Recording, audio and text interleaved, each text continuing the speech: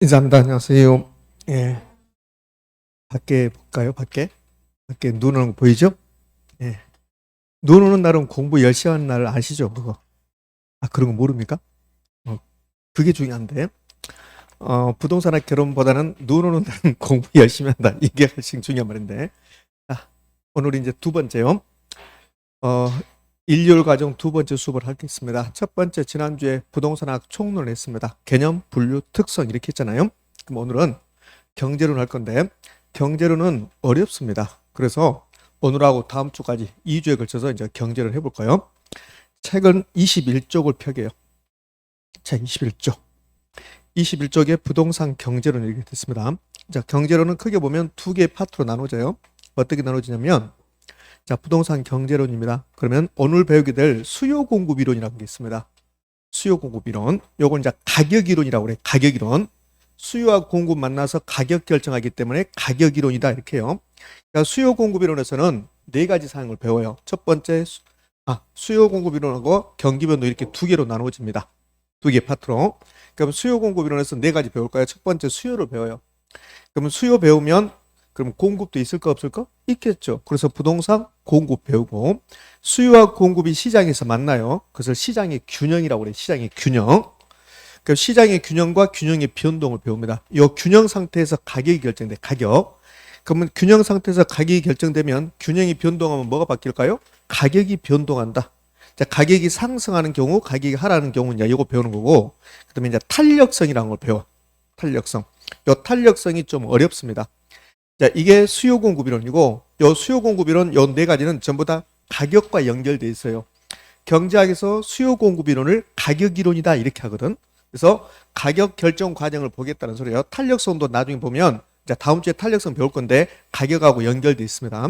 그다음에 이제 경기 변동. 이 경기 변동 이론은 1월 과정에서 아니 11월 12월 작년 12월 12월 과정에서 저희가 언급하지 않았습니다. 경기 변동 이론은 1년에 두 번만 수업 들으면 그러면 다 할 수 있는 게 경기 변동이요. 경기 변동은 역시 두 개의 파트입니다. 그냥 경기 변동하고 거미집 이론하고 이렇게 이거는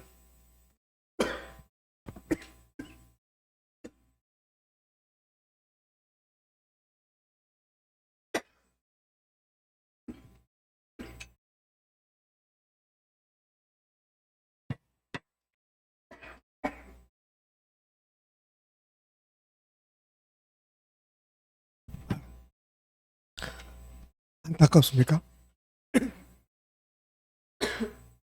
아, 아, 아. 갑자기 허스키하게 됐습니다. 이제 괜찮아졌어요? 네, 대신 얼굴이 빨개 됐네. 예? 열심히 설명하고 있는데 거미집이 나와가지고 그러네. 거미가 이렇게 곤충이 나와서 경기 변동이론은 그냥 경기 변동하고 거미집이 이렇게 두 개 파트인데 1년에 한 두 번만 수업 들으면 다 할 수 있어요. 쉽습니다. 나오면 다 맞춰야 되고 한 문제 두 개 다 한 문제 출제되면 두 문제 출제되면 좋을 건데 최근에 한 10여 년 동안 출제 경향을 보잖아요. 그러면 경기 변동이 나오면 거미집이 안 나와요. 그 다음은 반대로 거미집이 나오면 경기 변동이 안 나오죠. 작년에는 뭐가 나왔을까요? 거미집이 나왔습니다. 작년에. 그럼 올해는 뭡니까? 경기 변동. 이렇게 둘 중에 하나를 낼 거란 말이에요. 오늘은 어디까지 공부하냐면 여기 시장의 균형과 균형의 변동까지 요 세 개 파트. 그러니까 수요, 공급, 시장의 균형, 균형의 변동 이렇게 세 개 하고 다음 주는 탄력성하고 경기 변동 이렇게 하겠습니다. 자, 경제론은 많이 출제되면 6문제 출제돼요. 한 4개에서 6개인데 한 5개 정도 이렇게 출제된다고 보시면 되고 이 부분 재밌습니다. 이 부분이 뭐가 재밌냐면 아마 여러분들이 부동산과 결혼해서 가장 공부를 많이 하는 파트가 여기일 겁니다. 왜 그러냐면 이 부동산의 결혼을 공부하다 보면 개념, 분류, 특성은 쉬워요. 그러니까 이거 금방 넘어간다고. 근데 여기 이제 공부를 한단 말이에요. 여기 공부하고 쭉 가다 보면 투자론 가잖아요. 그러면 어려우니까 이제 그만 멈춰요. 또 다시 시작하면 또 여기서부터 해요. 뒤쪽으로 가야 되는데. 그래서 이 부분은 열심히 공부하는데, 그러니까 상대적으로 이 부분은 공부를 많이 해요. 그럼에도 불구하고 나중에 좀 헷갈린다고 그래요. 할 때마다 헷갈린다고. 특히 요 탄력성에서 그러거든요. 그래서 오늘 제가 천천히 여기 균형이 변동까지 제가 오늘 하는 말을 중요한 말을 제가 할 건데 막 외우고 그럴 거란 말이에요. 근데 집에 가봐요. 별로 생각이 없습니다. 이게 그게 공부예요. 그러니까 오늘은 다 아는데 여기서 보면 아 맞네 그렇게 되구나 아는데 문제를 갖다 주면 또 안 풀리고 이렇게 된단 말이에요. 그럼 오늘 딱 한 번 공부하고 시험 보러 간 거 아니고 계속 반복적으로 할 거니까 어렵더라도 아 저런 게 있나 보다 이렇게 하시는 거지 막 스트레스 받을 필요 없어요. 자 가볼게 이제 수요 공급 이론 배운다고 그랬습니다. 그럼 수요 공급 이론은 다른 말로요 가격 이론이라고 그랬어요. 가격 이론. 자 가격 결정 과정을 보겠다는 게 이제 오늘 공부 내용입니다. 자 부동산 경제론의 수요 공급 이론은 가격 이론이다. 뭐 요거는 출제하는 게 아닙니다. 그럼 이게 뭔 말이냐면 이게 수요고 이제 그래프를 그렸는데 경제 이론을 그림으로 설명하기 위해서 나온 게 그래프입니다. 경제학 책을 읽다 보면 짜증이 나요. 왜 다 그림이에요. 다 그래프라. 그래서 이제 이렇게 나오면 여기 시장입니다. 시장. 그러면 시장에서 수요자하고 공급자가 만난다는 거예요. 이걸 시장이다. 앞으로 이렇게 그림 나오면 이걸 시장입니다. 그럼 시장에 가면 누가 있어요? 수요자하고 공급자 있어. 시장은 누가 있습니까? 사람이 있다 그러더라고. 사람? 우리도 사람이 있겠지. 수요자하고 공급자인데 이게 이제 수요자가 어떻게 행동하는가? 공급은 공급자가 어떻게 행동하는가? 그걸 이제 수요 공급 이론이라고 그래요. 그럼 여기 수요를 그림으로 표시한 게 수요 곡선이고 공급을 그림으로 표시한 게 공급 곡선입니다. 이제 수요 곡선, 공급 곡선 이렇게 나올 거란 말이에요. 이제 공급 곡선. 이제 수요 곡선은 디맨드, 수요가 디맨드니까 D라고 하고 공급 곡선 서프라이 S라고 할 거란 말이에요. 제가 되도록이면 수요 곡선이라고 써요. 근데 바쁠 때는 D라고 써. D. 이것도 마찬가지고. 이 점, 만나는 점이죠. 요 만나는 점을 균형이라고 그래. 균형. 이 균형 상태에서 가격이 결정돼. 물론 여기 이제 가격 축이고 거래량 축인데 요 균형 상태에서 가격이 결정되는데 이걸 균형 가격. 균형 가격이 이제 P0 이렇게 표시해요. 그다음에 균형 상태에서 여기 이제 거래량입니다. 거래량이 결정되는데 이걸 균형 거래량이라고 그래. 요거 배운 게 수요 공급 이론입니다. 그러면 이렇게 되는 거잖아요. 시장에서 수요와 공급 만나서 가격 결정되고 거래량이 결정됩니다. 이걸 수요 공급 이론이다 이렇게 한단 말이에요. 그러면 요 가격이 1,000원이라고 봐요. 그럼 가격이 언제나 1,000원 아니죠. 가격이 2,000원 올라갈 수도 있고 가격이 500원 떨어질 수 있겠죠. 그럼 어느 경우 올라갑니까? 어느 경우 떨어집니까? 올라가는 건 상승, 떨어지는 것은 하락이라고 그래. 시험은 부동산 가격, 아파트 가격 상승 요인을 찾아보세요. 가격 하락 요인을 찾아보세요. 이렇게 된단 말이에요. 그럼 수요 공급 이론은 시장의 수요 공급 만나서 가격과 거래량이 결정되는데 가격이 포인트입니까? 거래량이 포인트입니까? 가격이 포인트야. 가격 이론. 가격 포인트. 그래서 이걸 가격 이론이다 이렇게 한단 말이에요. 이제 이거 배우겠다는 소리예요. 그럼 오늘 이거 배울 건데 오늘은 이제 세 가지 배운단 말이에요. 수요, 공급, 그다음에 균형 가격 변동. 요거 배우겠다는 소리입니다. 여기서 이제 그림을 또 표시하면 이렇게 되는 거예요. 이게 수요고 공급인데 이 수요가 증가할 수 있을까 없을까? 있어요. 그럼 수요가 증가하는 것을 그림으로 표시하면 이 수요 곡선이 이렇게 우측으로 옮겨가는 거야. 이렇게. 그러니까 수요 곡선 1번인데 수요 곡선 2번 되는 거야. 그럼 새로운 균형점이 2점이 되는 거고 이 새로운 균형점에서는 가격은 올라갔습니까? 올라가고 거래량은 증가했나요? 증가하고. 이걸 균형의 변동이라고 그래. 수요, 공급, 균형의 변동. 그럼 균형이 변동하면 무엇이 바뀌어요? 가격과 거래량이 바뀐다. 요거 배우겠다는 소리입니다, 이게. 그러면 이제 뭘 배운가를 봤으니까 하나씩 이제 공부해 볼 거예요. 그럼 무엇부터? 수요, 공급 이렇게. 자, 책을 보면 수요 따로 공급 따로 이렇게 있어요. 책 보면. 근데 공부는 그렇게 하면 안 되고 수요, 공급 막 같이 공부하는 거야. 그래서 뭘 공부할 거냐면 수요 배우고 공급 배울 건데 1년 동안 저에게 수요를 배울 건데요. 6가지 사항을 배워요. 다음. 수요는 배우면 이제 공급 배운단 말이에요. 그래서 수요에서 이렇게 6가지 배웁니다. 그럼 공급도 몇 가지 배울까요? 6가지 배워요. 수요의 개념, 수요량 결정 요인, 수요 법칙, 수요 곡선, 수요량의 변화와 수요 변화 요인 이렇게 있습니다. 그럼 공급으로 오면 공급의 개념, 요 수요 자리를 공급으로 바꾸면 다 똑같아요. 수요량 결정 요인이랑 공급량 결정 요인, 공급 법칙, 공급 곡선, 공급량의 변화와 공급 변화 요인 이렇게. 그러니까 수요 공급 패턴이 똑같다는 거예요. 이렇게. 그러니까 수요 개념부터 해서 수요 변화 요인까지 공부하고 공급 공부한 게 아니라 수요 개념 배우면 바로 공급 개념. 수요량 결정 요인, 공급량 결정 요인, 수요 법칙, 수요 곡선, 그다음에 공급 법칙, 공급 곡선 이렇게 공부합니다. 됐죠? 이렇게 1년 동안 이렇게 공부할 거예요. 자, 이렇게 열심히 공부했는데 이걸로 끝난 게 아니라 이게 또 계산 문제가 들어가. 지라같이 계산 문제가. 그러니까 계산 문제 빼버리면 이론적으로는 이렇게 6가지 공부한다. 그럼 6가지 공부하는데 이게 전부 다 중요합니까? 그렇지 않습니다. 중요한 파트가 따로 있는 거예요. 이게. 자, 중요성이 달라져요. 그럼 수요에서 가장 중요하던 게 6개 중에서 가장 중요하던 게 몇 번이라겠어요? 6번. 6번이 별표 3개입니다. 이렇게. 그 다음에 중요한 게 5번. 수요량의 변화와 수요 변화. 이거 중요성이 있고 이것도 별표 3개. 그 다음에 개념. 개념 별표는 3개는 아닙니다. 이렇게 중요해요. 2번 수요량 결정률, 3번 수요법칙, 4번 수요곡선. 얘는 상대적으로 중요성이 떨어집니다. 이렇게. 그러면 수요에서 한 문제를 낸다. 한 문제. 그럼 출제자는 거의 100% 6번 수요 변화 요인을 냅니다. 한 문제를 낸다면. 그럼 수요에서 2문제, 3문제를 냈기 때문에 수요 변화 요인도 낼 수도 있고 수요량의 변화와 수요 변화 낼 수도 있고 그다음에 수요의 개념도 낼 수도 있고 이렇게. 그럼 공급에서도 가장 중요한 건 뭐 같아요? 6번 공급 변화 요인이 가장 중요해요. 그러면 왜 수요 변화 요인이 가장 중요하고 왜 공급 변화 요인이 가장 중요할까요? 왜 그럴까요? 수요하고 공급이 만나면 뭘 결정해요? 가격이 결정해요. 그러면 수요가 변하고 공급이 변하면 뭐가 바뀔까요? 가격이 변화해요. 그러면 수요 공급 이론에서는 가격이 어떻게 결정되고 가격이 어떻게 상승하고 어떻게 하락하고 그 내용이 중요하단 말이에요. 그래서 수요 변화가 일어나면 그러면 가격이 변동합니다. 공급 변화가 일어나면 가격이 변동합니다. 그래서 수요에서 수요 변화 요인, 공급에서는 공급 변화이 가장 중요한 요인이 되는 거예요. 좀 있으면 다시 배우겠지만 변화란 말은 뭐가 변합니까? 변화의 반대가 뭘까요? 변화의 반대가 불변이에요. 불변. 변하지 않았다.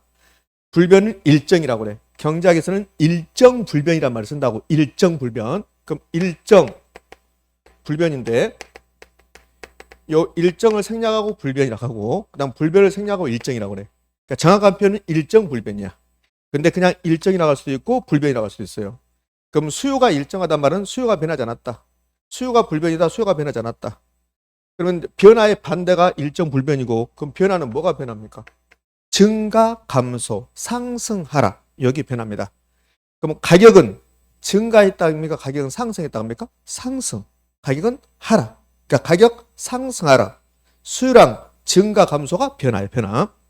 그러면 수요 변화 요인은 수요 증가 요인과 수요 감소 요인이 있습니다. 이렇게 되는 거예요. 그럼 이제 공급 변화로 갑니다. 그럼 공급 변화는 공급이 증가하거나 공급이 감소한다.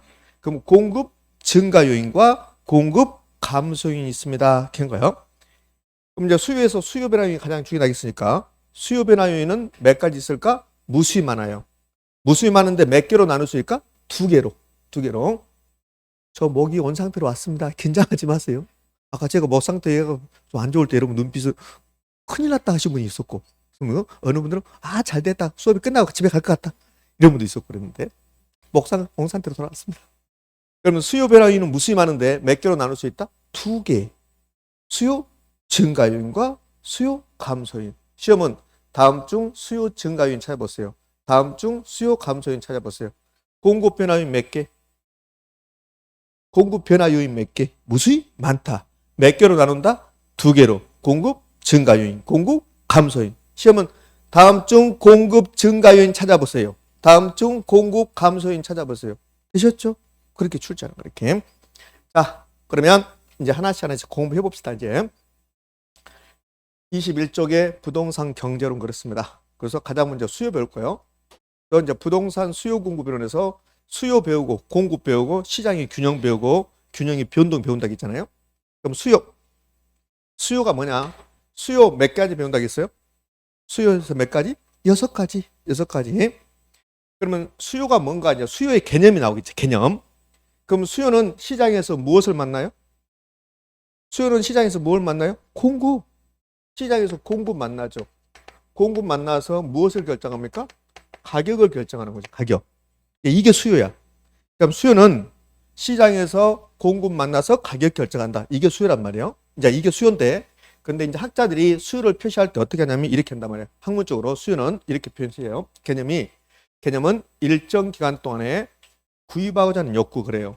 이걸 아파트 수요라고 봐요. 그럼 아파트 수요는 일정 기간 동안에 수박을 구입하자는 욕구입니까? 아파트를 구입하자는 욕구. 아파트를 구입하자는 욕구입니다.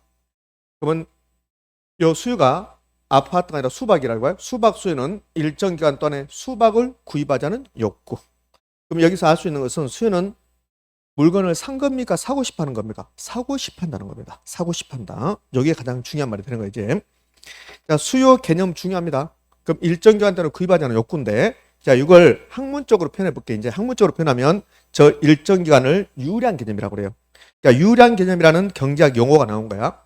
저 구입하고자 한다를 학문적으로 사전적 개념이다 이렇게 해요. 이렇게. 그럼 만약에 시험에서 수요는 유량 개념이다라고 나오면 옵니까 X입니까? 옵니다. 수요는 사전적 개념이라고 나오면 올까 X일까? 옵니다. 이제 이게 시험 문제입니다. 이렇게. 그다음에 이 욕구는, 자, 우리가 말하는 이 욕구는요, 그냥 우리가 일반적으로 말하는 욕구, 수요 말고, 요 수요 말고 학문적으로 보지 말고 일반적으로 말하는 욕구는 뭐뭘 하고 싶다는 거야. 수업 시간에 잠자고 싶다. 이렇게 먹고 싶다. 커피 마시고 싶다. 이게 욕구인데 수요에서 말하는 이 욕구는 막연히 뭔말 하고 싶다가 아니에요. 이거는 두 가지 의미를 동시에 가지고 있는 거야. 자, 왜 그러냐면 제가 아파트를 사고 싶어요. 아파트 구입 의사가 있습니다. 그럼 아파트를 사고 싶은데 이 아파트 구입 의사 있어요. 구입 의사가 있다. 요거로 말이에요. 구입하고자 한다. 근데 아파트 가격이 10억이야. 그럼 아파트 수요가 아파트 공급 만나서 가격을 결정해야 되는데 내가 아파트를 사고 싶은 마음이 있지 돈이 없다 이게 봐요. 그럼 아파트 공급자 만나서 가격이 결정돼야 안 돼요? 안 된단 말이에요. 그래서 수요가 되기 위해서 이 욕구는 두 가지를 충족해야 돼요. 첫 번째, 아파트를 구입하고자 하는 의사가 있어야 돼. 그 다음에 이 아파트 가격을 지불할 수 있는 돈도 있어야 돼요. 돈. 이 두 가지를 갖춘 것을 욕구라고 그래. 그러면 수요에서 구입하지 않은 이 욕구는 두 가지를 충족한다. 첫 번째, 구입 의사가 있어야 되고 두 번째, 돈이 아파트 가격 10억을 지불할 수 있는 능력이 있어야 돼. 요 두 개가 묶여진 게 욕구입니다. 요 두 개를 묶은 것을 학문적으로는 유효수요다 이렇게 하는 거야. 유효수요다. 자, 봐요. 유효수요다. 그러면 아직 유효수요가 안배가 끝나지 않았는데 수요는 일정 기간 동안에 구입하자는 욕구다. 이걸 학문적으로 표현하면 유효한 개념이다. 사전적 개념이다. 유효수요다 이렇게 하는 거야. 의미하셨죠? 자, 이게 수요의 개념이에요. 그러면 이제 하나씩 이제 이걸 공부하는 거야. 수요에서 수요의 개념은 중요성이 있어요. 수요에서 6가지 배우는데 이 개념이 한 두 번째 내지 세 번째로 중요한 거야. 수요 변화 요인이 가장 중요하고 그러면 요 수요가 요 개념이 수요에서 딱 중요성이 있는데 그러면 요 일정 기간 유량 개념 구입하고자 하는 사전적 개념 욕구 유효수요인데 요걸 이제 시험에 낸다면 이렇게 낸단 말이에요. 어떻게 낸다면 욕구가 유효수요잖아요. 그럼 유효수요가 정확히 무슨 뜻인가를 물어봐요. 무슨 뜻인가? 그럼 유효수요란 것은 막연히 구입하고 싶답니까? 구입하고 싶고 돈도 있어야 된다. 돈도 있어야 된다. 이런 말 되는 거야. 그러면 이렇게 하는 거야. 수요는 구입 의사와 지불 능력을 갖는 유효한 것이어야 한다. 이렇게 출제해요. 그럼 뭡니까? 있습니까? 오.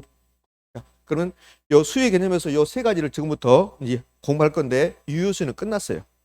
그러니까 유효수요 욕구는 유효수요다. 그러니까 수요는 반드시 유효수요야 돼. 유효수요. 요거 끝났어요. 그다음에 구입하고자 하는 사전적인데 사전적의 반대가 사후적이거든. 사후적은 물건을 사버린 거라고. 물건을 사버린 것은 수요입니까 아닙니까? 아니라고. 수요는 물건을 사고 싶어 하는 거야. 사고 싶어 한다. 구입하고자 한다.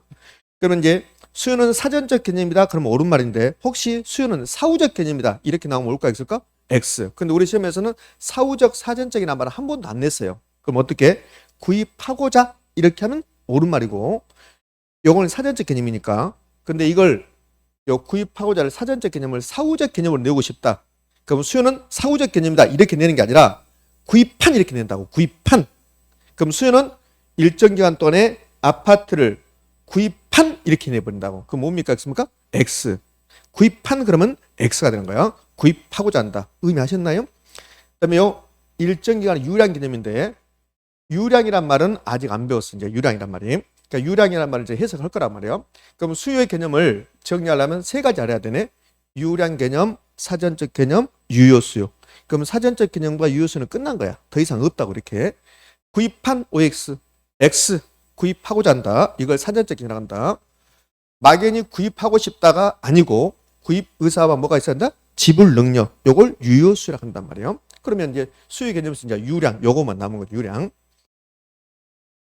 구입한 그러면 X가 된다는 거예요. 그럼 유량 개념인데 유량을 영어로 플로우라고 하고 반대가 이제 저량이에요. 저량. 야, 요 수요의 개념이 중요하다고 그랬잖아요. 개념에서 세 가지, 하나, 둘, 세 가지인데 여기 사전적 개념과 유효수는 이런 단독 문제를 안 내요. 지문지지.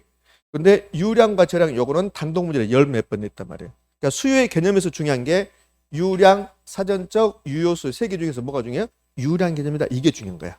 그러니까 유량과 저량을 별도로 좀 이따 공부할 거예요. 그러니까 이건 잠시 대기하고. 그러면 사전적 개념 반대가 뭐예요? 사후적이죠. 사후적. 그러니까 수요에서 구입한이 나온다든지 실제로 구입했다 이렇게 나오면 올까 있을까? X가 되는 거야. X. 사전적, 사후적이란 말은 출제하지 않고 있습니다. 자, 그러면 수요량과 실제 구입량은 반드시 일치할까? 일치하지 않는다는 거야. 이제 여기에 나오면 좀 어렵게 나오는 거야. 자, 수요량은 내가 사고 싶은 수량인데 내가 사과를 100개를 사고 싶었어요. 요거 100개를 실제로 산 게 아니죠. 사고 싶은 거죠. 이게 수요량이야. 그러니까 실제 구입량은 100개를 살 수도 있고 150개를 살 수도 있고 80개를 살 수 있다는 거야. 그럼 수요량과 구입량은 반드시 일치한다? 하지 않는다? 하지 않는다는 거예요. 내가 100개를 사고 싶었는데 100개를 샀다. 그러면 수요량과 실제 구입량이 일치하는 거야. 요거는 이제 어렵게 나오면 이렇게 나오는데 아직 이 정도까지 나오지 않고 있습니다. 이렇게. 자, 구입한 OX, X 구입하고자 한다. 그러면 O가 되는 거예요. 자, 세 번째 유효수요. 유효수는 구입 의사와 구매 의사와 지불 능력. 지불 능력이 구매력이야. 돈. 요 두 가지를 갖춘 것을 유효수라고 하고 이 유효수요만 수요라고 그래. 유효수요만을. 그래서 이렇게 낸단 말이에요. 뭐라고 하냐면 수요는 부동산 수요는 반드시 유효수요다. 야, 유효수요 앞에 U자 앞에다가 반드시란 말 이렇게 넣어서 출제할 수 있어요. 그럼 수요는 반드시 유효수요다 이렇게 나왔습니다. 5가 X일까? 5입니다. 5. 반드시 유효수요야. 수요는 반드시 유효수요라고. 우리가 반드시란 말이 들어가면 지문에 거의 틀린 집이 많은데 이건 옳은 말입니다. 부동산 수요는 아파트 수요는 부동산 수요든 무슨 수요든 간에 경제학에서 말하는 수요는 반드시 뭐다? 유효수요다. 반드시 유효수요다. 그러면 이거는 수요인가 봐봐요. 내가 살 의사는 있어요. 내가 아파트를 구매 의사 있습니다. 그런데 돈이 없어요. 그럼 이건 수요입니까? 아닙니까? 아니에요. 수요가 되려면 이 두 가지를 당시 갖춰야 돼요. 그래서 혹시라도 요 예비적 수요, 잠재적 수요란 말 나오는데 이건 참고 표시네요. 그러니까 예비적 수요, 잠재적 수요는 내가 아파트를 구매할 의사는 있어요. 내가 타워 팰리스를 지금 사고 싶은 마음이 있단 말이에요. 근데 뭐가 없어요? 돈이 없어요. 지불 능력. 이거는 수요입니까? 아닙니까? 아니에요. 이걸 예비적 수요다. 이렇게 예비적 수요다. 오늘 수업 끝나고 가면서 로또 하나 사야 되겠다. 그럼 로또 사서 맞으면 그 로또가 1등이 당첨되면 나의 예비적 수요가 유효 수요가 될 수 있어 없어요? 있겠죠. 자, 거기 한번 나왔어. 그게. 자, 나는 타워 팰리스를 사고 싶은 생각은 있어요. 이렇게. 그런데 타워 팰리스가 만약 50억이라고 해봐요. 나는 50억을 지불할 능력이 없어요. 그럼 나는 타워 팰리스 수요는 유효 수요입니까? 예비적 수요입니까? 예비적 수요. 그럼 저는 타워 팰리스 수요가 되는 겁니까? 안 되는 겁니까? 안 되는 거야. 수요가 되려면 유효 수요가 되니까. 근데 은행에서 저에게 50억을 빌려준대. 은행에서. 그럼 은행에서 저에게 50억을 빌려주면 저는 지불 능력이 생겨 안 생겨? 생기는 거죠. 그러면 저는 타워 팰리스에 수요가 될 수 있어요? 없어요? 있죠. 그걸 한번 냈습니다. 그럼 은행에 돈 빌려준다. 이게 뭐예요? 은행의 대출금은 예비적 수요를 유효 수요로 바꿔줄 수 있다. OX? O? 이제 그거 한 번 냈습니다. 한 번밖에 안 냈으니까 중요성은 없는 거죠. 이렇게. 자, 그러면 수요의 개념에서는 이제 유량과 저량 요것만 끝나면 끝나는 거예요. 제가 장황히 설명했지만, 자, 연습해봐요. 구입한 OX, X. 실제 구입량 OX, X. 반드시 유효 수요 OX, O. 그럼 되죠. 이렇게. 요건 뭐 예비적 수요가 그렇게 중요한 게 아니니까. 그러면 유량과 저량 끝나면 수요의 개념은 다 끝나는 거야. 그럼 여기 두고 이제 수요에서 이제 두 번째가 개념이 끝나고 나면 이제 개념 안 끝났어. 유량과 저량 안 끝났으니까. 개념이 끝나고 나면 수요에서 두 번째가 수요랑 결정률이라는 게 있다고. 그다음에 수요 법칙, 수요 혹시 이렇게 연결되는데 그럼 여기까지 두고 이제 공급으로 가야 돼. 공급은. 제가 수요 따로 공급 따로 공부하는 게 아니라 했잖아요. 수요의 개념 공부했으면 공급의 개념도 있을까 없을까? 있겠죠. 공급의 개념은 여러분 책 25쪽입니다. 25쪽에 공급의 개념 했더니 근데 수요하고 이제 똑같이 나온 거야. 봐요. 25쪽 공급. 공급 일정 기간 동안에 일정 기간 나오면 유량이다, 저량이다? 유량. 판매하고자 하는 욕구입니다. 욕구. 이제 이걸 판매하고자 한다는 말은 아파트를 지금 판매하고 했습니까? 판매하고자 하는 겁니까? 판매하고자 한다. 그 판매한 그럼 뭘까 있을까? X. 수요 구입한 X. 공급 판매한 X. 구입하고자 한다. 판매하고자 한다. 이걸 학문적으로 뭐라 한다? 사전적 개념이라 한다. 사전적 개념. 자, 이제 요 욕구가 유효 공급인데 공급의 개념은 요것만 냈어요. 요것. 판매하느냐, 판매하고자 하는 요것만 내고 유효 공급이란 말은 시험에서 출제한 적이 없습니다. 그럼 이제 사전적 개념, 반대가 사후적인데 뭐 사후적은 필요 없어요. 사후적이라는 말 안 나올 거니까 판매한 X, 실제 판매량 X, 판매하고자 한다. 이렇게 해야 되지, 이렇게. 그럼 유효 공급은 자 이게 공급되는가 봐봐요. 내가 아파트를 팔고 싶은 마음은 있어요. 아파트를 팔고 싶은 마음이 있어요. 근데 여러분이 와서 아파트를 사겠다고 저한테 아파트를 파라고 그래. 제가 뭐라냐면 아파트 없는데요. 이렇게 하는 거야. 그럼 아파트 공급이 돼야 안 돼요? 안 되는 거죠. 그럼 공급이 되려면 내가 아파트를 팔고 싶은 마음도 있어야 되고 아파트를 여러분에게 줄 수 있어야 돼. 그래야만이 공급되는 거야. 이 두 가지를 갖춘 것을 유효 공급이라고 한다고. 그러면 여기서 욕구는 공급에서 욕구는 내가 막연히 아파트를 팔고 싶다. 그게 공급이 되는 게 아니에요. 제가 아파트를 팔고 싶은 마음이 있어요. 타워팰리스 여러분에게 제가 10개를 팔고 싶은 마음이 있어요. 이게 팔고 싶은 마음이 있단 말이에요. 근데 뭐가 없어요? 아파트가 없어요. 그럼 공급이 안 되는 거잖아요. 그러면 이 욕구는 공급에서 마지막에 나오는 욕구는 막연히 팔고 싶다가 아니라 팔고 싶은 마음과 아파트가 있어야 돼요. 그 두 가지를 갖춘 것을 유효 공급이라고 그래요. 자, 이런 경우는 공급된가 봐봐요. 내가 타워팰리스를 지금 가지고 있어요. 가지고 있는데 팔고 싶은 마음은 없어요. 자, 가지고는 있습니다. 팔고 싶은 마음은 없습니다. 공급이 돼야 안 돼요? 안 되지. 그러니까 공급이 되려면 아파트를 팔고 싶은 마음도 있어야 되고 아파트도 가지고 있어야 돼. 그래야만 유효 공급입니다. 그래서 욕구는 유효 공급인데 유효 공급은 판매 의사. 그다음에 요 생산 능력은 내가 지금 타워팰리스가 없다 하더라도 공급은 될 수 있어요. 왜? 만들어서 주면 되니까. 생산 능력을 말해요. 꼭 있어야 되는 게 요건 중요성이 있는 게 아닙니다. 그러면 이제 공급의 개념도 끝났습니다. 공급, 판매한 OX, X. 공급에서 판매한 수량, 실제 판매량 OX, X. 사전적 개념이니까. 자, 여기 이제 공급량하고 공급자 가격 나오는데 좀 있으면 또 나올 거예요. 이건 좀 이따 또 나올 겁니다. 그러면 수요 공급의 개념이 이제 아직 안 끝났습니다. 그러면 어디까지 끝났냐면 수요 공급의 개념에서 요 두 가지 사전적 유효 공급, 사전적 유효 수요 끝났어요. 요 유량과 저량이 안 끝난 거예요. 그러니까 유량과 저량이 끝나면 수요 공급이 이제 개념이 끝나는 거야. 그럼 수요 공급의 개념에서 가장 중요한 게 뭘까요? 유량과 저량 구별하는 거야. 그게 이제 21쪽으로 다시 가봐요. 21쪽으로 가면 유량과 저량이 빨갛게 되어 있네요. 이렇게 칠판에. 이렇게 빨갛게 되어 있는 것은 별표 몇 개입니까? 3개. 자, 별표 3개짜리입니다. 유량과 저량, 여러분 책 보면 최근에는 31회 때 출제했어요. 그러니까 출제할 시기가 또 됐습니다. 이렇게. 그럼 이제 유량과 저량을 우리 시험에서 열 몇 번 냈는데, 네, 뭘 물어보냐면, 유량과 저량은 시험에서 세 가지를 물어봐요. 자, 첫 번째. 자, 유량과 저량을 이제 시험에서 뭘 물어보냐면, 유량과 저량. 그러면 첫 번째 물어보는 게 개념 물어봐, 개념. 유량이 무슨 말입니까? 저량이 무슨 말입니까? 개념. 두 번째, 경작책을 딱 펼쳐보잖아요. 그럼 경작책을 펼쳐보면 수요, 공급, 가격, 임대료, 뭐 소득 엄청나게 많은 말, 자산, 자본, 재산 뭐 이런 말이 나온단 말이에요. 자, 그런 경제 용어들을 유량과 저량으로 나눈다는 거야. 학자들이. 그래서 유량과 저량을 구분해 보십시오. 이렇게 나온다고 이렇게. 그다음 세 번째, 사례를 줘. 사례. 어떤 사례를 주면서 이게 유량입니까? 저량입니까? 이렇게 물어본다고. 요 세 가지를 물어보는데 요 세 가지 중에서 압도적으로 요걸 잘 내요. 요걸. 구분하는 거 요거. 요 개념은 두 번 출제했고 사례는 지문 딱 한 번 나와. 한 번. 그다음에 요 구분이 열 몇 번 나왔단 말이에요. 이게. 그러니까 결국은 유량과 저량에서 시험에서 가장 잘 나온 거 요 구분해 보란 말이에요. 그러니까 무슨 말이냐면 이런 거예요. 소득을 딱 줘. 소득. 경제용어 소득. 그다음에 자본, 부채, 뭐 가격, 가치 이런 말 준단 말이에요. 이런 말 주고 나서 자, 소득은 유량입니까? 저량입니까? 구분하십시오. 이렇게 준단 말이에요. 난 더 이상 자세히 못해.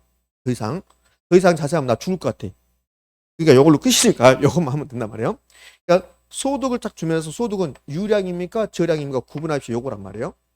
그다음에 자본, 부채, 가치는 유량입니까? 저량입니까? 이거 구분하는 거야. 소득은 유량이고 그다음에 자본 부채 가치는 저량이다. 요게 가장 시험 잘 나오는 거예요. 요게. 그러면 제가 경제 용어 모든 것에 대해서 유량과 저량을 전부 다 제가 구별할 수 있을까 없을까? 없어. 왜? 경제 용어를 다 모르니까. 그러니까 우리나라에서 경제 용어를 다 아는 사람이 있을까 없을까? 없어요. 그러니까 우리 시험에 자주 나온 게 우리 책에 있는 거예요. 요게. 이제 요 정도를 우리가 기억하고 하는 거야. 유량과 저량. 무슨 말 되셨죠? 그러면 자, 유량과 저량에서 먼저 개념. 유량은 뭐고 저량이 뭐냐? 네? 자, 볼게요. 유량 개념과 저량 개념이 있는데 요 유량을 영어로는 플로우라고 하고 저량을 스톡, 뭐 스탁 이렇게 불러요. 그럼 이제 이게 지금 첫 번째 유량과 저량의 개념이란 말이에요. 유량은 일정 기간을 명시하는 것을 유량이다 이렇게 해요. 그럼 시험은 뭐라고 냈냐면 이렇게 내요. 유량이란 일정 기간의 개념이다 이렇게 냈습니다. 시험에서. 옵니까 있습니까? 오, 이게 시험 문제란 말이에요. 예? 그다음에 저량은 일정 시점의 개념이야. 일정 시점. 역시 시험에서 이렇게 냈죠. 저량은 일정 시점 개념이다. OX, O 이렇게. 요거 두 번 냈다고 그랬어요. 개념. 자, 그러면 한 번은 이렇게 냈고 또 한 번은 이렇게 냈어. 어떻게 됐냐면 부동산 수요 공급은 봐요. 부동산 수요 공급은 일정 기간에 측정되는 스탁 개념이다. 이게 13년 전에 냈습니다. 13년 전에. 봐요. 부동산 수요 공급은 일정 기간 동안에 측정되는 스탁 개념이다. 이게 시험 지문입니다. OX, X. 일정 기간이 나오면 그러면 저량입니까? 유량입니까? 유량이다. 그러니까 이렇게 하시면 돼. 요 유량과 저량의 개념은 무조건 유량이 나오면 일정 기간 하면 되고 저량이 나오면 일정 시점 하면 되고 반대로 일정 기간이 나오면 유량이 나오면 되고 일정 시점이 나오면 뭐라고 하면 되고 저량이 나오면 되고. 자, 개념은 끝났어. 더 이상 못해. 더 이상 어떻게? 더 이상 못한다. 응? 그럼 이제 구분은 이제 유량에 해당되는 걸 여기다 써보자는 소리야. 저량에 해당되는 걸 써보자는 소리야. 그럼 유량에 해당되는 건 몇 가지? 무수히 많다. 저량에 해당되는 건 몇 가지? 무수히 많다. 그러니까 그걸 다 할 수가 없다. 그러니까 유량에 해당되는 건 무수히 많은데 오늘 저하고 7가지 공부할 거야. 7가지. 그 7가지 정도만 공부하면 되는 거예요. 자, 첫 번째 유량에 해당되는 거요. 봐요. 여기에 유량에 해당되는 건 요걸 이제 암기하는 거라고. 그럼 선생님 7가지 더 되는데 이제 7가지 줄일 거예요. 신규 생산 거래 변동 요 4가지에다가 수입, 지출, 수지 이렇게. 그럼 요 7가지만 기억하면 그러면 거의 맞출 수 있어요. 자, 봐요. 유량이라는 거 신규 생산 거래 변동 수입 지출 수지 이렇게 하면 돼. 예? 그냥 단순 암기상이 되는 거야. 신규 생산 거래 변동 수입 지출 수지. 그러면 1번에 신규 생산 거래 변동이 나오는데 1번처럼 시험을 출제하는 게 아니라 어떻게 출제하면 이렇게 출제한단 말이에요. 요 1번은 5번처럼 출제하는 거예요. 5번처럼. 사례를 두고. 그럼 5번은 신규 주택 공급이냐 이렇게 나와요. 신규 나왔잖아요. 신규. 그리고 신규 아파트 공급량 해도 상관없죠. 신규 부동산 공급량 상관없죠. 신규 나왔습니다. 그다음에 생산은 여기 나왔네. 아파트 생산량. 신규 주택 공급을 우리 시험에서 3번이나 출제했고 아파트 생산량도 3번 출제했습니다. 그러면 신규 생산 나왔습니다. 그럼 유량 저량? 유량. 그다음에 국민 총생산 생산이네요. 생산. 그러니까 국민 총생산은 아직 시험에 출제하지 않았습니다. 국민 총생산 유량 저량? 유량. 그럼 이런 것도 있어요. 국내 총생산도 있다고. 국내 총생산. 그럼 이건 유량일까 저랄까? 유량. 그럼 1월 달의 생산량. 유량 저량? 유량. 1월 달 한 달 동안이잖아요. 이렇게. 다음에 거래는 그냥 거래가 아니라 주택 거래량 거래요. 그러면 한 달 동안에 우리 인천의 주택 거래량은 몇 개입니까? 1년 동안에 우리 인천의 주택 거래량은 몇 개입니까? 이렇게 거래. 그다음에 변동. 인구 변동도 있고 가격 변동도 있고 소득 변동도 있고 있었겠죠. 요 변동이라는 개념이 들어가면 유량입니까? 저량입니까? 유량이야. 자, 봐요. 어떤 게 맞는가 봐봐요. 지금은 요 지금이란 말은 유량입니까? 저량입니까? 저량이죠. 지금. 점이잖아요. 그러면 어떤 게 맞는가 봐봐요. 자, 1번. 지금 인천 인구 변동은 몇 명입니까? 요거하고 2번. 한 달 동안 한 달 동안 인천의 인구 변동은 몇 명입니까? 1번하고 2번 중에 어떤 게 맞아요? 2번이 맞아요. 한 달 동안 여기 맞다고, 요거 여기. 그럼 한 달 동안은 유량입니까? 저량입니까? 유량이잖아요. 그래서 요 변동이란 말은 유량이다, 저량이다? 유량이야. 가격 변동은 마찬가지죠. 지금 우리 인천의 아파트 가격 변동은 얼마입니까? 안 맞아요. 지난 1년간 우리 인천의 아파트 가격 변동은 어느 정도입니까? 이렇게 한단 말이에요. 그러니까 변동이란 개념은 유량입니까? 저량입니까? 유량. 자, 외웁니다. 자, 신규, 생산, 거래, 변동, 수입, 지출, 수지인데, 자, 여기 신규 생산 거래 변동을 설명했습니다. 그럼 여러분의 수입에 해당되는 거, 여러분이 스스로 생각해봐요. 나의 수입은 무엇이 있는가? 그다음에 나의 지출은 뭐가 있는가? 수입과 지출을 묶으면, 수입과 지출을 묶으면 수지가 되는 거야. 수지 이렇게, 수지 이렇게. 그러면 저를 생각해 볼게요. 저의 수입은 저의 소득이죠. 저의 월급이죠. 제 월급. 그러니까 제가 지대 수입을 받을 수 있어요. 땅을 빌려주고 지대 수입. 제가 월세 받을 수 있죠. 임대료 수입이 있겠죠. 제가 어떤 건물 임대 사업을 한다. 그럼 건물로부터 나온 순용업 소득이 있을 거라고. 어떤 회사에 단기 순이익이 있을 거라고. 이런 것들이 다 수입의 개념이죠. 수입의 개념. 그럼 이자 수입도 있을 것이고 지대 수입도 있고 지대 수입, 수입이 생략도 있잖아요. 임대료 수입, 수입이 생략도 있잖아요. 임금이 월급이잖아요. 월급은 월급여, 임금, 순용업 소득 이런 수입의 개념은 전부 다 유량입니까? 저량입니까? 유량이야. 그러면 소득으로 끝나면 순용업 소득이 소득 이렇게 소득으로 끝나면 유량입니까? 저량입니까? 유량이야. 그러니까 순용업 소득을 외울 필요가 없다는 거야. 소득 들어오는 개념이잖아. 들어오는 개념. 그럼 유량 저량? 유량. 그럼 유효총수득 있어. 유효총수득. 그럼 유효총수득은 유량입니까? 저량입니까? 유량. 가능총수득 있어요. 유량 저량. 유량. 소득으로 끝나면 그게 들어오는 개념이니까 수입의 개념이니까 유량이다. 자, 지출. 나가는 개념이요. 지출. 그럼 한 달 동안에 나의 소비 지출은 얼마다? 1년 동안에 현대자동차라는 기업의 투자 지출은 얼마다? 이렇게. 그다음에 한 달 동안 나의 이자 비용. 내가 한 달에 이자만 해도 3천만 원이다 이런 사람 있잖아요. 그럼 내가 지금 이자가 3천만 원 이건 안 맞죠. 한 달 동안에 이자가 3천만 원이다 이렇게. 그러면 요 지출에 해당되는 거. 그러니까 소비, 투자, 이자 비용 이렇게 오는 게 아니라 지출에 해당되는 거. 그럼 유량이다, 저량이다? 유량이다. 수입과 지출을 묶으면요. 수지. 수지는 한자말. 수지를 한자말인데 수지를 순수한 우리말로 하면요. 흐름. 수지가 수입과 지출. 순수한 우리말로 흐름이야, 흐름. 그냥 수지라고 안 나오고 현금 수지 이렇게 나오는 거야. 그럼 현금 수지라고 나올 수도 있고 현금 흐름이라고 나올 수 있겠죠. 세전 현금 수지가 나와. 그럼 시험에서 세전 현금 수지가 나오든 세전 현금 흐름이 나오든 유량입니까? 저량입니까? 유량. 그럼 세전이 나오면 세후도 있겠네요. 세후, 현금, 수지 이런 말도 있을 거란 말이에요. 그럼 유량입니까? 저량입니까? 유량. 다 끝났어요. 자, 봅시다. 유량 해당되는 해볼게요. 유량. 신규, 생산, 거래, 변동, 수입, 지출, 수지. 일단 안 되신 분들은 오늘 요 7가지 하는 거야. 선생님 나는 요 뒤에 거 다 하고 싶은데 그러지 말고. 일단 자 해봐요. 신규, 생산, 거래, 변동, 수입, 지출, 수지. 그렇게 하고 나서 나중에 살 붙이는 거야. 이렇게. 그럼 수입에 해당되는 건 뭘까? 나의 수입은 길거리 지나가다 돈 주었다. 그건 아니고. 나의 수입은 나의 소득, 나의 월급, 나의 임금, 나의 연봉, 나의 어떤 회사의 단기 순이익, 순용업 소득, 지대 수입, 임대료 수입, 이자 수입 다 있잖아요. 이렇게. 지출, 우리 집의 소비 지출은 얼마다? 기업의 투자 지출은 얼마다? 이자 지출은 얼마다? 이자 비용은 얼마다? 이게 유량. 그러면 저량. 유량 보내주기가 뭔지 아쉬워서 마지막으로 제가 한번 해볼게요. 신규, 생산, 거래, 변동, 수입, 지출, 수지. 선생님 네 입을 빌려가고 싶어? 내 입을 빌려가도 뭐 할까? 부럽다. 나는 다 알고 있으니까 다 모른다. 이것만 안다 하는 거 모른다.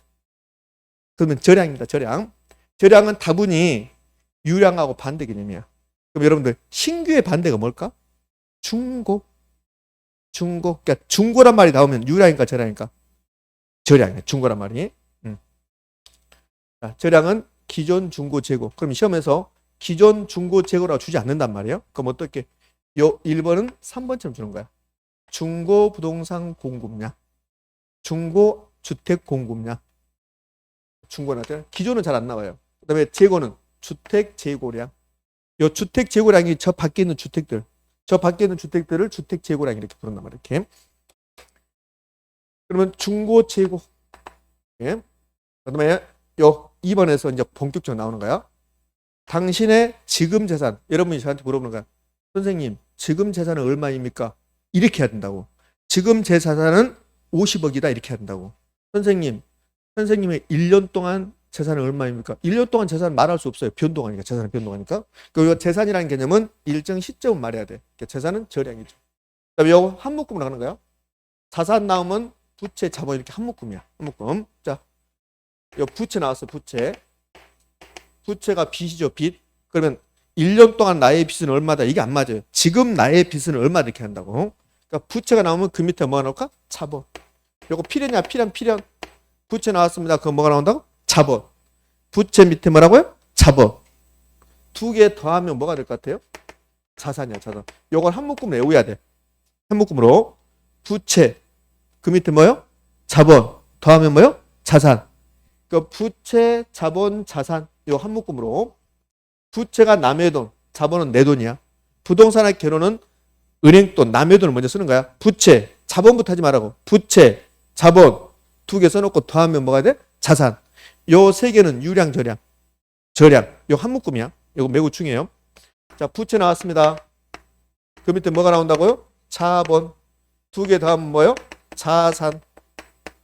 요거 다 냈어요. 부채하고 자본 더하면 뭐가 됩니까? 요것도 우리 시험에서 출제했습니다. 여러분 부채 나왔습니다. 자본 나옵니다. 뭐가 나온다? 자산. 부채, 자본, 자산 더하면 아니 부채, 자본 나왔습니다. 더하면 자산. 요 세 개는 유량, 저량. 그다음에 가치 잘 나와. 가치. 가치는 하나 있습니까? 여러 개 있습니까? 여러 개. 가치는 투자 가치, 시장 가치 여러 개 있단 말이에요. 그러니까 순자산 가치라는 게 있는 거예요. 요거 이제 3번 나왔죠. 예? 가치라고 안 나오고 순자산 가치라고 나온다고. 가치. 그다음에 가격. 국부는 뭐가 돼요? 국부는 국가의 아버지 이승만 대통령인가요? 요즘 뭐 국부 가지고 이승만 대통령이다 막 싸우고 그러잖아요. 국부는 국가의 재산이야. 국가의 재산. 인구 또는 인구 규모. 유량과 저량 구별하는 문제에서 가장 많이 나왔던 게 이 인구입니다. 인구가 6번인가 나와요. 인구라고 준 적이 있고, 인구수라고 준 적이 있고, 도시인구라고 준 적이 있고, 인구 규모라고 준 적이 있고 이렇게 했단 말이에요. 그러니까 인구가 나오든 도시인구가 나오든 인천의 인구가 나오든 서울의 인구가 나오든 우리나라 인구가 나오든 인구 나옵니다. 유량, 저량. 요 주택수가 주택 재고량이야. 지금 인천에 주택이 몇 개 있습니까? 그 말이야. 한 달 동안에 인천의 주택은 몇 개입니까? 1년 동안에 인천의 주택은 몇 개입니까? 안 맞아요. 왜? 1년 동안 한 달 동안 주택이 건축되고 멸실하고 막 그러니까. 그러면 이 주택수는 주택 재고량이고 지금 주택 재고는 몇 개입니까? 지금 주택수는 몇 개입니까? 이렇게 한다고. 주택수나 주택 재고량 똑같은 말. 외채가 나라의 빚. 요거 다 할 필요 없어. 다 할 필요 없고 뭐 감정평가의 제도론까지 나오는데 요건 또 다음에 부주 설명할 거고. 그러니까 저량이 나오면 이런 몇 가지 기억하시냐면 중고 재고 반드시 기억할 거. 중고 재고. 그다음에 인구, 가치. 여기 있는 것은 재산, 자산, 부채, 자본은 얘는 상대적으로 여러분이 저건 자본이다 이제 인식했을 거란 말이에요. 그럼 저량 나왔습니다. 중고, 재고, 가치, 인구, 재산, 부채, 자본, 자산 이 정도로. 예? 그럼 가격은 유량입니까? 저량입니까? 가격은 저량이죠. 근데 가격 변동은 유량일까? 저량일까? 유량. 가격 변동. 그러니까 이 저량이 변동하면 유량 되는 거야. 저량이 변동합니다. 그럼 뭐가 돼요? 유량이 되는 거야. 이렇게. 자, 유량과 저량 이제 다 끝났어. 유량과 저량. 그러니까 유량과 저량에서 사례가 한번 나왔는데 그것은 지금 할 필요 없어요. 나중에 문제 풀이할 가정에 하는 거고. 이건. 자, 유량과 저량 요건 이제 끝났습니다. 이제 수요의 개념이 공급의 개념이 거의 끝났다고 보시면 돼요. 근데 이 표 밑에 뭐가 나오냐면 수요량, 수요자 가격, 공급량, 공급자 가격이란 말 나와요. 자, 그거 볼게요. 여기에 수요량이라는 개념이 나오고 수요자 가격이란 말 나와요. 그럼 수요량은 자, 우리가 지금 수요량 배웠습니까? 수요 배웠어요? 수요 배웠어요. 요거 빼봐요. 양자 빼봐요. 그럼 수요는 구입하고자 하는 욕구야. 구입하자 하는 욕구. 그럼 수요량은 구입하고자 하는 수량이야. 내가 한 달 동안에 사과를 10개를 사고 싶다. 사고 싶은 마음을 수요. 그 10개를 수요량이라고 그래. 그럼 10개를 사고 싶은 겁니까? 10개를 산 겁니까? 사고 싶은 거야. 사고 싶은 거. 그럼 수요량은 구입한 수량입니까? 구입하고자 하는 수량이다. 구입하고자 하는 수량이다.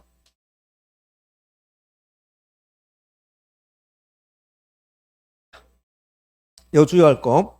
구입하고자 한다. 이렇게. 수량은 자, 최대 수량인데 최대는 생략할 수 있어요. 이렇게. 그럼 수요량. 수요자가 구입한 최대 수량입니까? 구입하고자 하는 최대 수량이다. 구입하고자 하는 최대 수량이다. 그럼 실제 구입량 그럼 올까 있을까? X. 수요량은 실제 구입한 수량이다. 그럼 OX? X가 되는 거야. X. 자, 이제 수요자 가격이라는 게 있어요. 수요량은 시험에서 가끔 출제해요. 이제 수요자 가격은 아직 한 번도 출제하지 않았습니다. 수요자 가격이 이런 거야. 수요자 가격은 수요자가 물건 사면서 지불할 용의가 있는 금액. 자, 제가 수박을 사러 가요.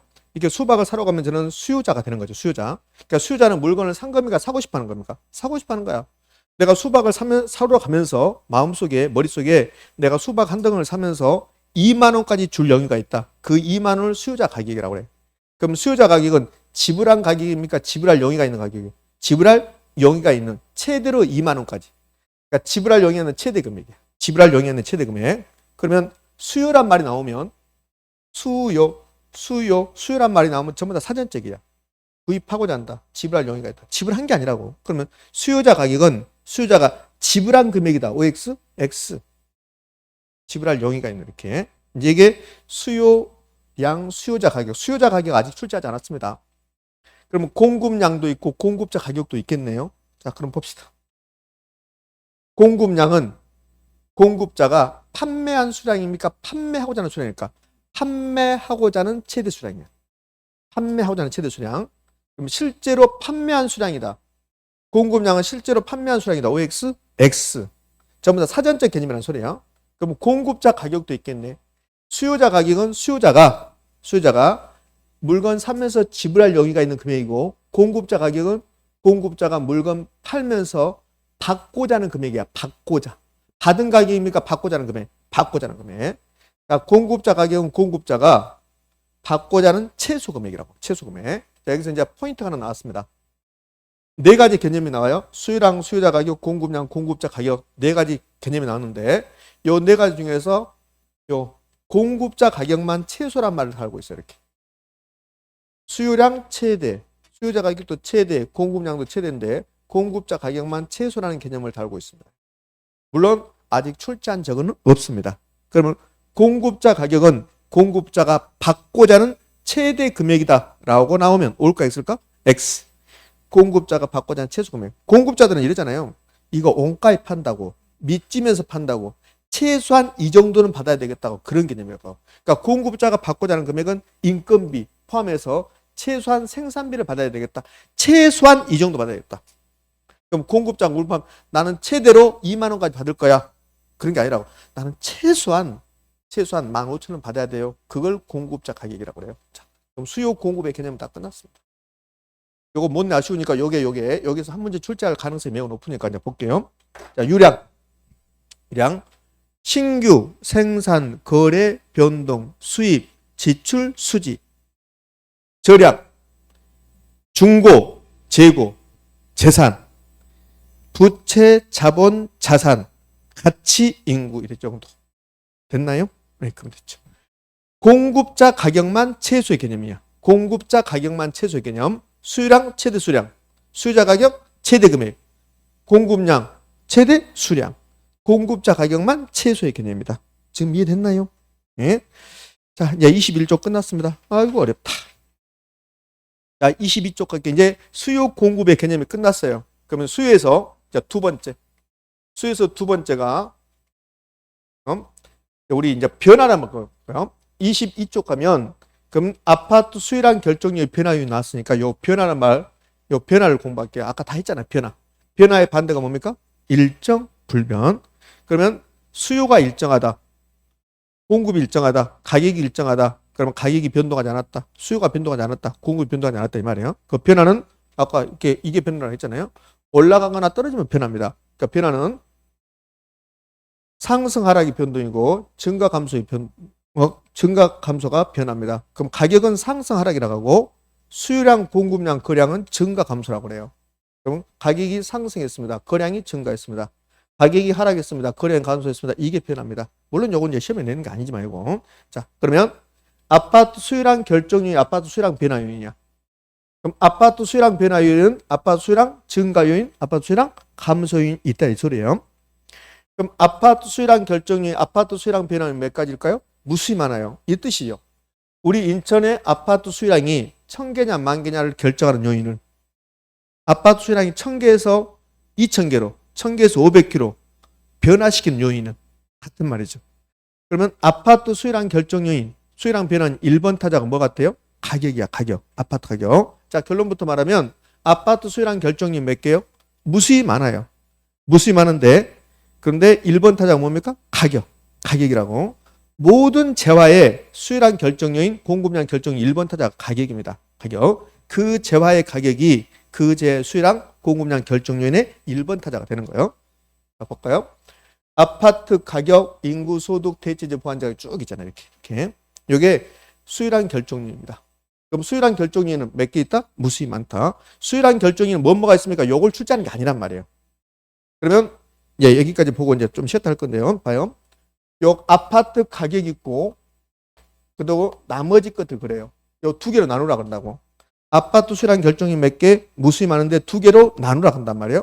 그럼 어떻게 나누냐면 아파트 가격과 아파트 가격 아닌 것들 그래요. 그럼 아파트 가격이 있고 인구, 소득, 대체재, 보완재 가격은 아파트 가격 이외의 요인이 그런단 말이에요. 자, 봅시다. 아파트 가격이 있고 아파트 가격 이외의 요인이 있고 여기까지 시험 내는 게 아닙니다. 그럼 아파트 가격이 변화합니다. 그럼 아파트 수요량이 변화합니까? 변화해요. 아파트 가격 이외의 요인이 변화해요. 아파트 수요량이 변화해요. 그럼 이제 이름이 달라요. 요걸 출제한다면 요거 시험에서. 그럼 아파트 가격이 변화하든 아파트 가격 이외인, 아파트 가격 이외인이 소득이야, 소득. 그럼 우리나라 국민들의 소득이 10배로 증가한다고 봐요. 그럼 소득이 10배로 증가하면 아파트 수요량도 10배로 증가할 수가 있는 거죠. 그러면 아파트 가격이 변하든 아파트 가격 이외인이 변하든 아파트 수요량은 변하게 돼 있다. 근데 이름이 다르다는 소리야. 아파트 가격 변화로 아파트 수요량이 변하면 수요량의 변화라고 하고 아파트 가격 이외인이 변해서 수요량이 변하면 이건 뭐라고? 수요 변화라고. 요걸 출제한단 말이에요. 자, 여기 마무리하고 쉬었다 할 거니까 아파트 수요량 결정이 몇 개? 무수히 많다. 두 개로 나누는 거야. 가격과 가격이. 이때 제가 말하는 가격은 아파트 가격. 그럼 아파트 수요량 결정에는 아파트 가격과 아파트 가격 이외인이 나눈다. 아파트 가격이 변하든 아파트 가격 이외인이 변하든 아파트 수요량은 변하게 돼 있다. 근데 우리가 부르는 이름이 경제에서 부르는 이름이 다르다는 소리야. 그럼 아파트 가격 변했습니다. 그래서 아파트 수요량이 변합니다. 이름은 뭐라고 한다? 수요량의 변화라고 해. 그럼 인구가 변했다. 소득이 변했다. 그래서 아파트 수요량이 변한다. 그때는 뭐라고 합니까? 아파트 수요 변화를 한다. 이해되셨나요? 예? 자, 여기까지 일단 합니다. 여기까지 하고 이제 10분 정확히 10분이 쉬었다 한번 해볼게요. 됐습니까? 예.